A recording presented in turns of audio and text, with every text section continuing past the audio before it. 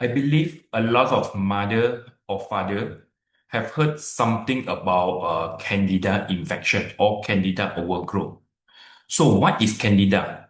So Candida overgrowth is a condition where a type of yeast called Candida, commonly Candida albicans, grow excessively in the body, especially in the gut. So normally Candida lives in a small amount and is kept under control by beneficial bacteria and our immune systems. However, when the gut microbiome becomes imbalanced, such as after frequent antibiotic use, high sugar intake, food sensitivity, weakened immunity, or sometimes chronic gut inflammation, it could cause Candida multiply rapidly. In some children with autism, gut dysbiosis is commonly observed, and this imbalance may allow Candida to multiply and grow. So when the Candida overgrow, it can produce toxic byproducts and other metabolites that may affect the brain, the immune systems, and the behavior. So how can Candida be detected? Okay, it can be detected through a combination of clinical symptoms and lab investigation. One commonly used test is a comprehensive stool analysis, which can identify the presence of Candida species and evaluate the balance of gut bacteria.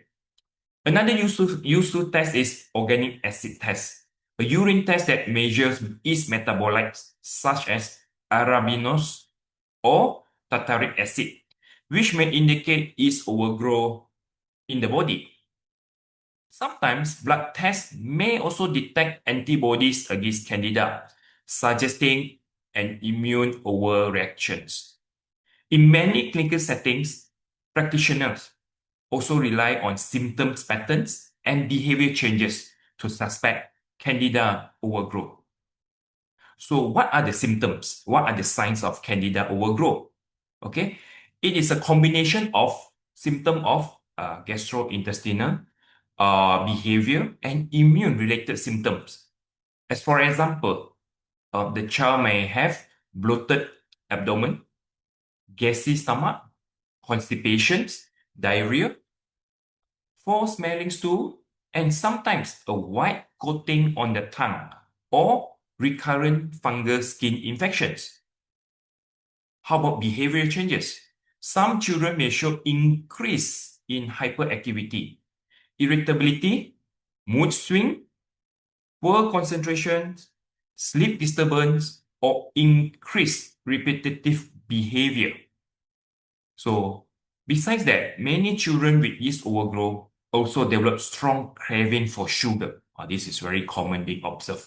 And also refined carbohydrates, which can also further promote yeast growth in the gut.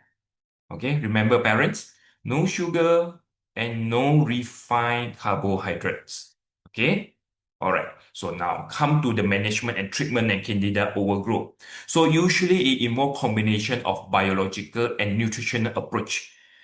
It aims at reducing the yeast level and restoring the gut balance. First, dietary modification is often the first step, which includes, as I told you just now, reducing sugar, reducing refined carbohydrates, no processed sugars, no processed food, and yeast-containing foods that may feed the Candida. So some practitioners also recommended a gluten-free and casein-free diet for children who have food sensitivity. Okay, this diet should focus on whole food, vegetable, quality proteins, healthy fats, and low glycemic foods. Okay, so the next one you come to medical treatment. So antifungal treatment may also necessary in some cases. Medical antifungus medications as like nystatin, fluconazole are sometimes prescribed to reduce yeast infection. But for parents who are not keen to use medications, then there is natural antifungus agents such as garlic, oil of oregano, grapeseed extract may also use as a supportive therapy. This treatment should be monitored by healthcare professional because some children may experience a temporary worsening of symptoms known as die-off reaction. Or when the yeast break down, okay, it suddenly release a lot of toxic into the blood circulations, and the child may temporarily experience symptoms like hyperactivity, irritability, sleep disturbance, and etc. That is the die-off reaction. They get worse first before they get better. I think that's a commonly being described by a lot of parents and practitioners. Okay, and lastly, restoring a healthy gut microbiome. Okay, so you need a probiotic containing beneficial bacteria such as lactobacillus and bifidobacterium, which can help rebalance the gut flora and prevent candida from growing again. Besides that, nutritional support such as prebiotic and glutamine for gut healing and anti-inflammatory diets may further support intestinal health. When the gut environment improves, some children may experience better digestions, improve in sleep, calmer behavior, and better learning capacity. So therefore, parents addressing Candida overgrowth may be an important part of the comprehensive biological approach in supporting children with autism. Okay, I hope it helps. I see you again in the next episode. Bye.